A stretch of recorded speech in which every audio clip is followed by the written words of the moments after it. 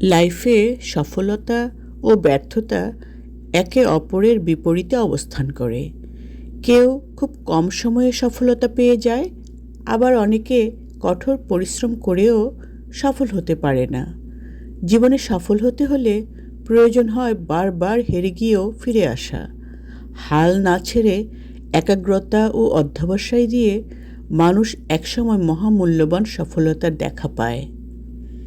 আমরা জানি Robert Bruce বারবার পরাজিত হয়েও গুহার মধ্যে মাকড়সার জাল বেয়ে উপরে ওঠার দৃঢ়তা দেখে অনুপ্রাণিত হন।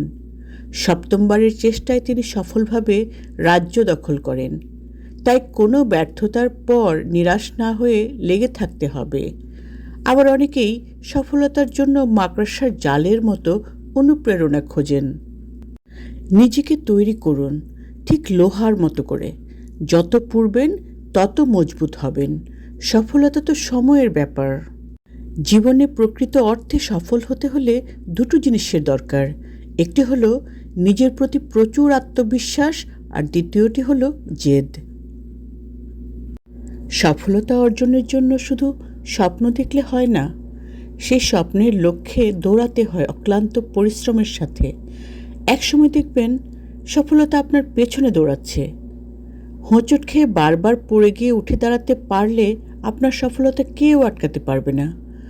যতবারই পড়ে যান না কেন, উঠে দাঁড়ানোর সাহসই আপনাকে সফল করবে। সফল মানুষেরা মানুষের আজে বাজে কথায় কান না দিয়ে নিজেদের লক্ষ্যে অবিচল থাকে।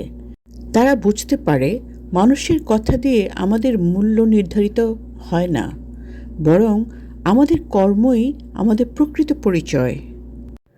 আমরা মানুষ, মানব জীবনে আমাদের সবচেয়ে কাম্য বিষয় হচ্ছে সফলতা অর্জন। কারো মতে ব্যর্থতার পরে সফলতা আসে, কারো মতে কঠোর পরিশ্রম সফলতা আনে। মানব জীবনের সফলতা ব্যক্তিবিশেষে আলাদা হয়ে থাকে। কারো কাছে ব্যবসায় উন্নতি, চাকরিতে প্রমোশন, কারো কাছে অঢেল টাকার মালিক হওয়া, আবার কারো কাছে প্রিয় মানুষদের নিয়ে ভালো থাকা। আসলে সফলতার কি শেষ আছে? যে ব্যবসায়ী তার ব্যবসায় অনেক উন্নতি করল, তারপরেও সে সন্তুষ্ট না, কারণ সে আরও বেশি চায়। সময় কখনো কারোর জন্য থেমে থাকে না, এটি বয়ে চলে নিজের গতিতে। সময়ই আপনাকে সফলতার পথে এগিয়ে নিয়ে যাবে।